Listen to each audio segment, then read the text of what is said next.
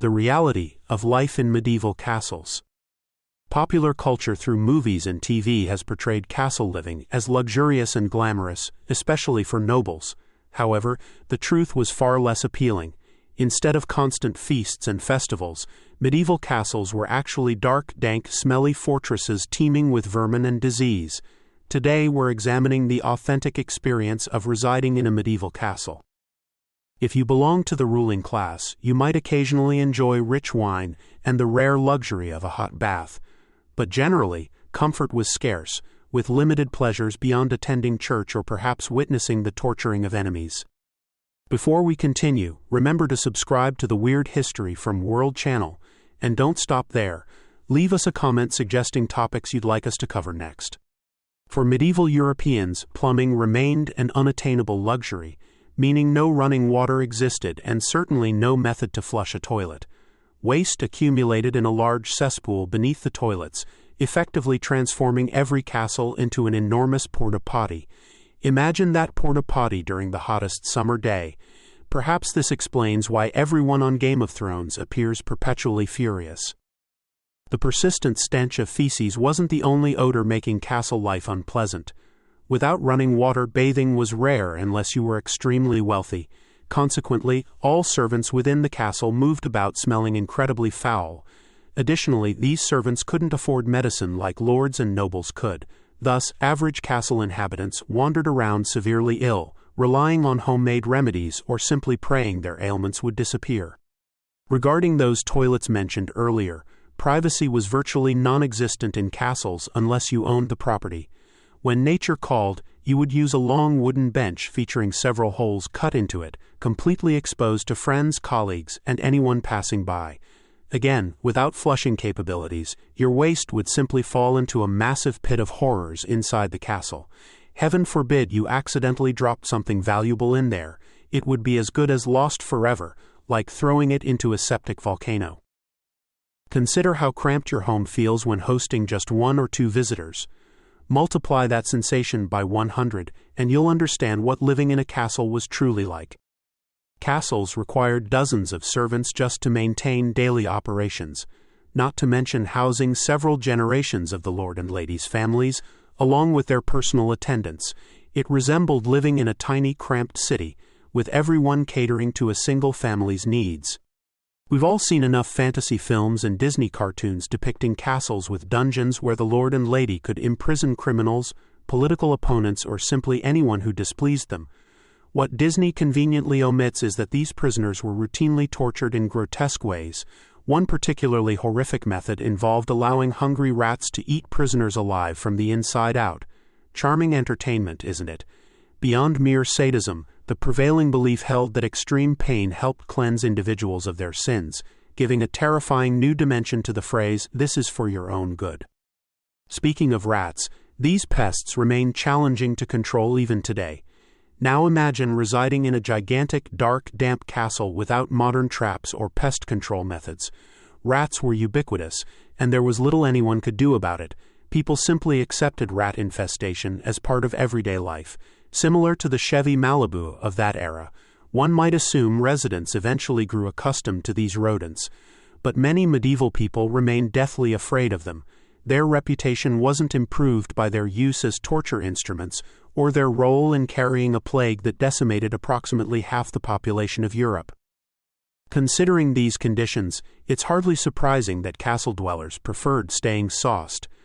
The best way to endure a day inside an overcrowded, poo-smelling house of rat torture was with a mug of ale firmly in hand. The lords and ladies enjoyed virtually unlimited access to fine wines, beers, and spirits, while servants had to accept whatever was available.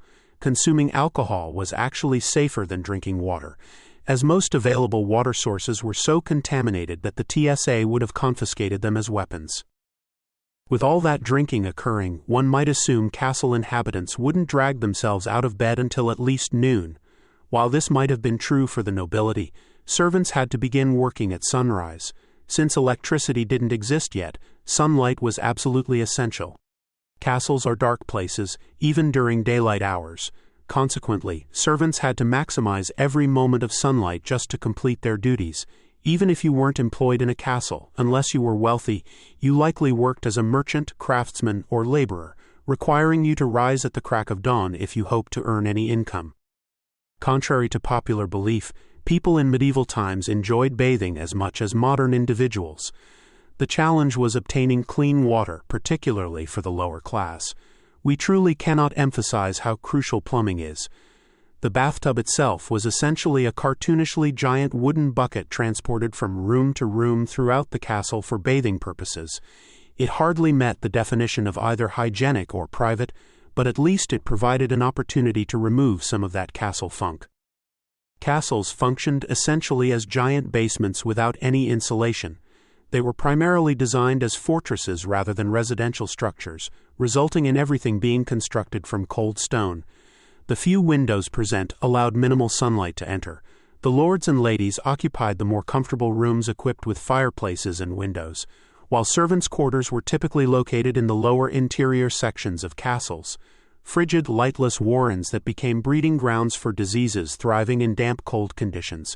At that point, sleeping outside might have seemed preferable. There was perpetual activity within castle walls, whether celebrating festivals or holidays, or entertaining visiting noble families. Consequently, huge extravagant meals became the norm rather than the exception. If you worked as one of the cooks, you spent entire days preparing feasts only to consume your own meager meal in the kitchen. Meanwhile, the lords and ladies of the household entertained guests at a long wooden meal table with seating arranged according to importance. The most significant individuals sat at the head of the table, while servants were relegated to the far end out of sight.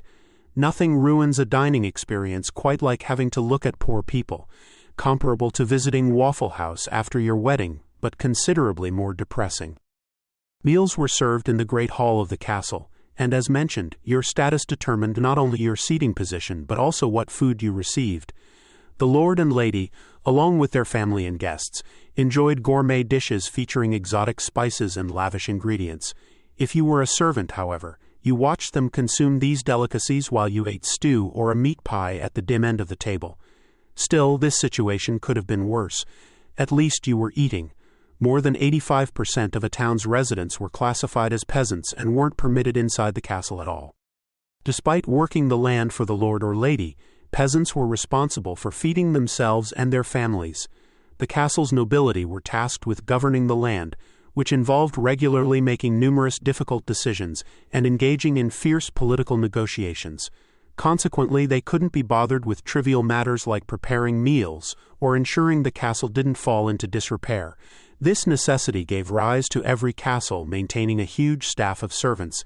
Beyond the standard housekeeping duties required to keep the castle running, these servants had to attend to every need and whim of the lord and lady and their families.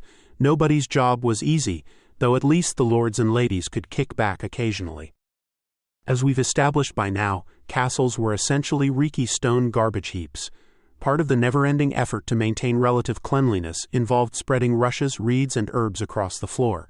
These plants would absorb unsightly spills and hopefully mask some of the more unbearable stenches. Replacing old rushes with fresh ones was comparable to moving a decomposing body, as beer, grease, fragments, bone, spittle, excrements of dogs and cats, and everything that is nasty would be revealed underneath. Essentially, wherever you walked in the castle, you were treading upon a layer of barely concealed filth. Sounds remarkably similar to my college dorm room. In the era before microwaves, George Foreman grills, and Sur la Table, all cooking occurred over open flames, which presented significant hazards in buildings filled with timber and hay. During the first half of the Middle Ages, most kitchens were constructed from wood for reasons that history has not yet adequately explained. Consequently, your entire kitchen catching fire from a stray ember during lunch preparation remained a constant possibility. Everyone and everything were essentially flame-broiled. It wasn't until later periods that stone became the building material of choice, and hearths were specifically designed to keep cook fires contained. Every castle featured an on-site chapel, enabling the lord and lady to attend morning mass. In fact, alongside the Great Hall, the chapel constituted the defining structure of the castle. All other elements were constructed around these two primary rooms. If you resided in a particularly fancy castle, the chapel would be 2 stories tall. allowing the lord and lady and their families to sit in the upper level and literally look down on the servants. Look at that poor person, so gross. The Middle Ages were undeniably challenging, to such an extent that even the best-case scenario of living in a castle was essentially a miserable experience. How would you like living in a castle? Let us know in the comments below. And while you're at it, check out some of these other videos from our Weird History from World.